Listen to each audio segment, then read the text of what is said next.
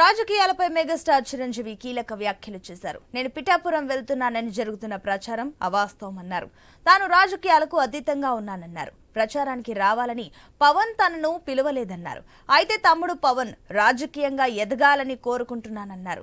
అదేవిధంగా ఎన్టీఆర్ భారతరత్నకు అన్ని రకాల అర్హుడన్నారు మెగాస్టార్ చిరంజీవి.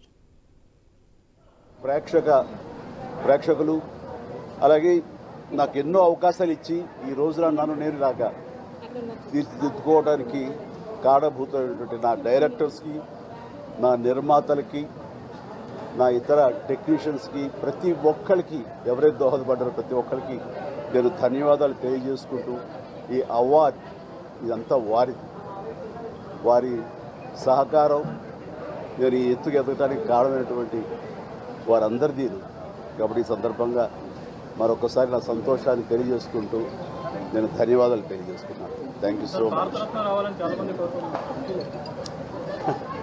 ఏ టైంకి ఏం రావాలో అది వస్తుంది తప్ప అది రావాలని ఆశ పెడితే వచ్చేది కాదు. That's it. ఏమండి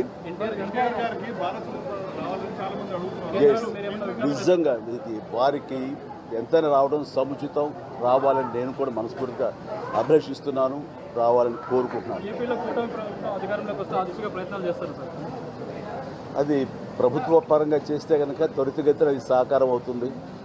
అండ్ డెఫినెట్గా ఎంతైనా సరే అటు ఎంజీఆర్ గారికి వచ్చినప్పుడు వీరికి రావడం కూడా అంతకంత సముచితం అండ్ అది ఆనందదాయకం.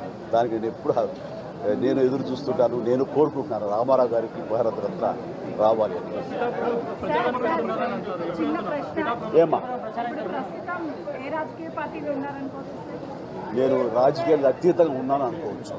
తర్వాత పిఠాపురానికి నేను వెళ్ళటం లేదని అది ముందు చేతు ఇది మీడియాలో మీరు ఎందుకో స్పెక్యులేట్ చేశారు. అది మీరు పెంచి పోషించారు దానికి సమాధానం చెప్పాల్సిన అవసరం నాకు లేదు. నేను వెళ్ళటలేదు. బాబు మా కళ్యాణ్ బాబు దాన్ని రమ్మని ఎప్పుడూ కోరుకోలేదు. నా కంఫర్ట్ వదిలేస్తాడు.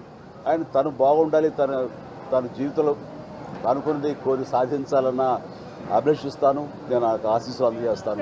దానికి నేను తనతో పాటు నేను ఉన్నాను అని చెప్పేందుకు మొన్న ఒక వీడియో బయట ఇచ్చాను.